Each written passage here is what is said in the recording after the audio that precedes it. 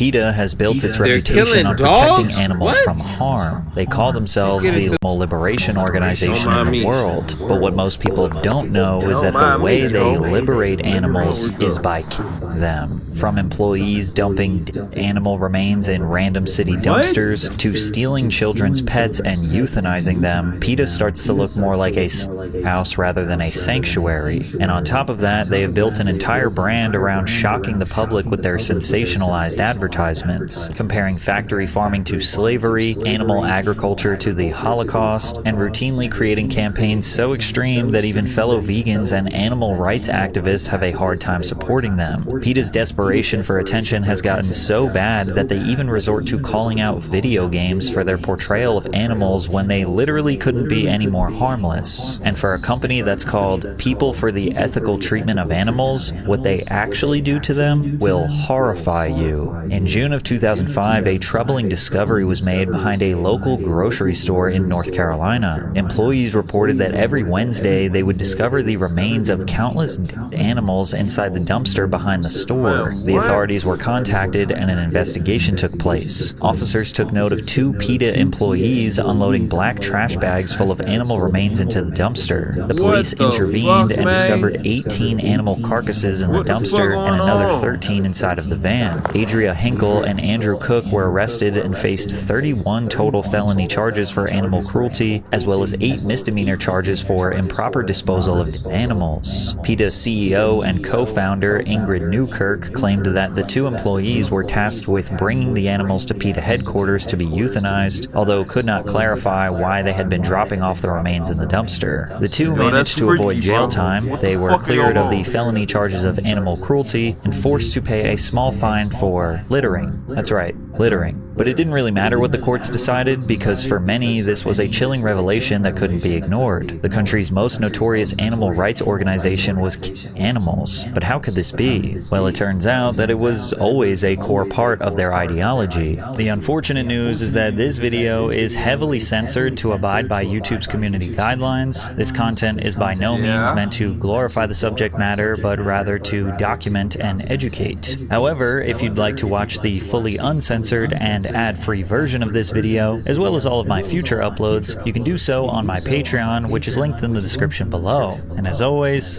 thanks for the support. In 1972, Ingrid Newkirk was a meat-eating college student living in Poolesville, Maryland. After her next-door neighbor suddenly moved out, a dozen cats were left behind. They found solace in her backyard and began reproducing at a rapid rate. Overwhelmed by the responsibility, Ingrid took the strays to a nearby animal shelter in hopes of finding them permanent homes. But when she found out that the shelter had euthanized all of the strays she brought in, she snapped. This was the moment that Ingrid Newkirk was radicalized, and she began her crusade against animal cruelty. She began working at the very same shelter in hopes of making a difference in protecting the animals. However, she became witness to unspeakable acts of abuse from other staff members, to the point where she felt that the employees took pleasure in torturing the animals. She said, "In the end, I would go to work early before anyone got there, and I would just kill the animals myself, because I couldn't stand to let them go through that. I must have killed 1,000 of them, sometimes dozens every day." Now, this quote by itself sounds insane.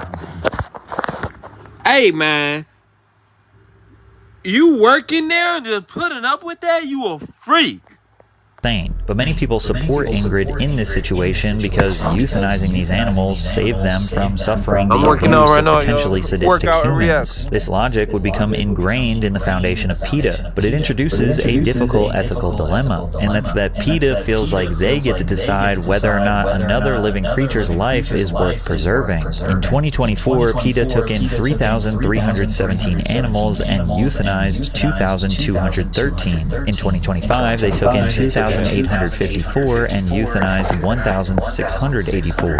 Approximately 2 out of every 3 animals taken in by PETA during this time were killed, while the national average for other shelters remains at only 8%. This is a massive outlier. On the surface, it almost seems like PETA is eager to keep these animals, while the average shelter is more committed to prolonging their animals' lives and eventually finding them homes. PETA operates what it describes as a shelter of last resort. But real quick, I just want to talk talk about how it's becoming harder than ever to keep your online data secure from bad actors. Not only could your information be out there on the web, but data brokers will reject taking in animals with their limited admission policies. Sometimes it's because the facility doesn't have enough space to keep the animals, other times they simply refuse the strays because of their low chances for adoption. As a result, limited admission facilities will always maintain a low kill rate and high replacement rate. PETA takes in every single animal that is brought to them, regardless of their health, age, or adoptability, leading to far higher death rates and sparse adoption numbers. This issue becomes even more complicated when you consider just how many strays live in America and how finding all of them homes is quite literally impossible. It's estimated that the number of feral cats in the United States is in the tens of millions, and they are all reproducing at a rapid rate. Estimates say that a single cat and her offspring could spawn 370,000 cats in just 7 years. Millions of strays are taken in by shelters every single year, and even the most generous adoption rates still see hundreds of thousands of animals without homes. Some of them are just too old, sick, injured, or feral to be domesticated, meaning that if they don't die on the streets, they'll live the rest of their lives suffering inside of a cage, which is why many, especially PETA, look at euthanasia as the only viable option. PETA also frequently refers to animals as if they are equivalent to humans. They use terms like speciesism and human supremacy to criticize others that believe that humans are inherently more valuable than other forms of life, which sounds like what you'd expect from an animal rights activist until you remember how many animals they kill. Critics argue that's like the nation's largest nursing home claiming to value elderly people above all else while routinely deciding which residents would be better off dead because their remaining years might involve suffering. Most people would find that logic horrifying. Even if the intentions were compassionate, we'd still question whether any organization should have that much authority over who gets a chance to keep living and who doesn't. And as a result, PETA has also found themselves in controversy for being a bit too eager to get rid of animals, like in the case of Maya the Chihuahua in 2014. After receiving a call to gather feral dogs and cats in a local trailer park in McCormick County, Virginia, 2 PETA employees found an unattended Chihuahua named Maya. The workers collected the dog, believing it was a stray, and euthanized her later that day. In actuality, the dog belonged to a 9-year-old girl who had received Maya as a Christmas present. To make matters worse, the employees had not followed PETA's standard operating procedures where they are supposed to wait 5 days after capture to euthanize, which ultimately resulted in a $49,000 settlement to be paid out to the family. But the situation leaves you to wonder, how many times has this happened and gone unnoticed? How many families are under the belief that their pet ran away from home when in actuality they were abducted and killed by PETA without a chance to return? In 2008, the Center of Consumer Freedom petitioned Virginia's Department of Agriculture and Consumer Services to reclassify PETA to a slaughterhouse. Their petition cited PETA's 2006 adoption numbers, which showed that they only had managed to find homes for 12 out of the 3,061 animals they had taken in. The rest were unfortunately euthanized, meaning that animals taken in by PETA had a less than 3% survival rate. It is absurd to classify PETA as a humane society when its employees are slaughtering nearly every companion animal they bring in. PETA has killed over 17,000 pets since 1998. Given the group's astonishing habit of killing adoptable dogs and cats with such ruthless efficiency, it's only fair that the state of Virginia refer to PETA as a slaughterhouse. Now, to be fair, most people can understand that animal shelters are forced to make difficult moral decisions every day, but PETA makes it incredibly hard to give them the benefit of the doubt when so much of their public image is built around provoking outrage, which goes all the way back to the early 90s when they collaborated with country singer-songwriter K.D. Lang to create their Meat Stinks campaign. Hi, I'm Katie Lang and this is Lulu. We're with the People for the Ethical Treatment of Animals.